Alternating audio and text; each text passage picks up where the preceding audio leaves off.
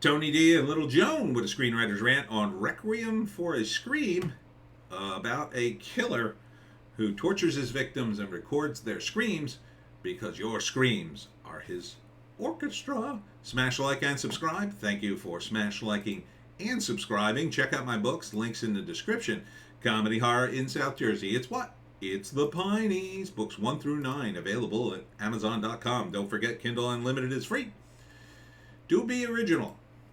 To be or not to be. So it's a pretty standard slasher. A bunch of crazy kids go to a log cabin in the middle of nowhere and they get drunk and sing karaoke.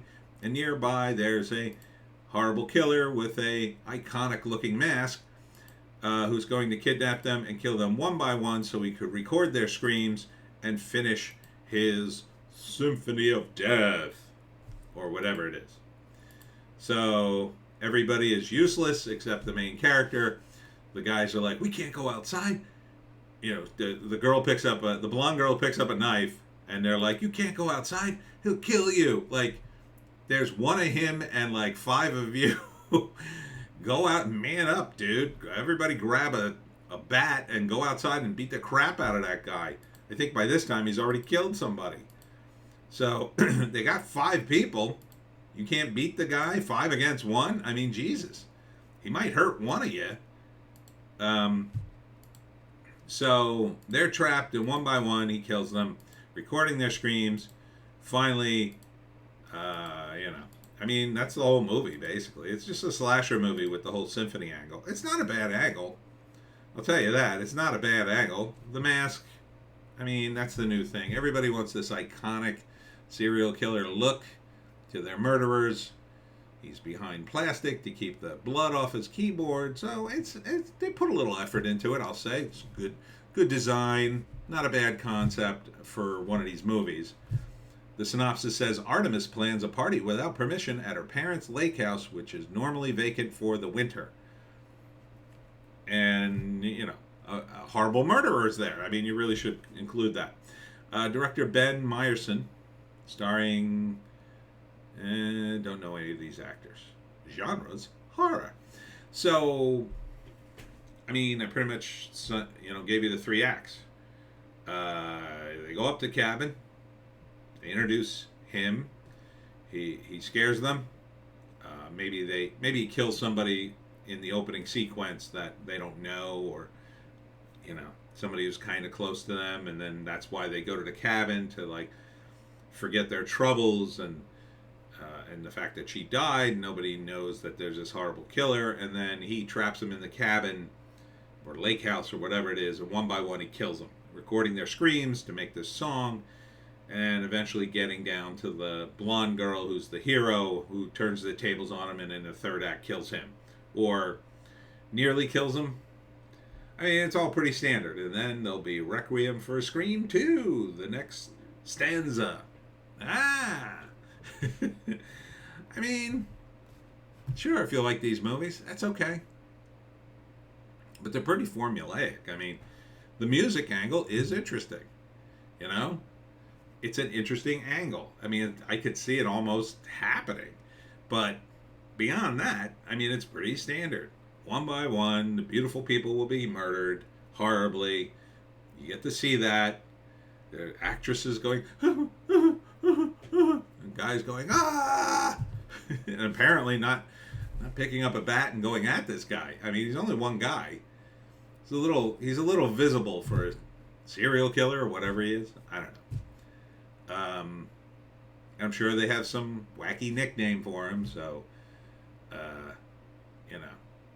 the composer or whatever they're going to call him. And they can put him on t-shirts and blah blah blah. This is modern horror, right? It's very cookie cutter in a lot of ways, I mean, again, I commend these guys for coming up at least with some. I mean, they put some effort into this. There's no denying there's effort in this. The characterization, though, looks pretty standard. I mean, it's the same old thing. Oh, we're going to the cabin in the middle of nowhere. We're going to drink, and we're young and beautiful, and we're going to have sex, and then we're going to get horribly murdered. There's karaoke in it, so I assume there's a soundtrack. or some kind of thing, you know. But these movies bore me because I know how they're going to end, right? They end with the killer either being murdered or near murdered. Maybe there's a big reveal who he is, like in Scream, but the Scream guy kept coming back somehow. I don't know how that worked. I didn't follow Scream. If you're just going to murder people, I don't find it entertaining. So come up with interesting characters. I mean, Zombie Beavers. That Zombie Beavers movie, that had interesting characters. And that was about zombie beavers. It wasn't quite long enough, but it was, yeah, at least the characters were interesting. It didn't matter who was murdering them or trying to. You know, all that mattered was the characters were interesting and the story was, it was totally wacky, but it was kind of interesting. This, you know, where's the interest here? What would be interesting is if somehow you used music against him, like maybe one of the main characters is also in the music, maybe she's a professional singer and he needs her to hit the right note so she could hit her, and she keeps singing purposely the wrong note, and that maybe it hurts him somehow, right? Because he's so into music, like bad music hurts his. No, you're singing it wrong.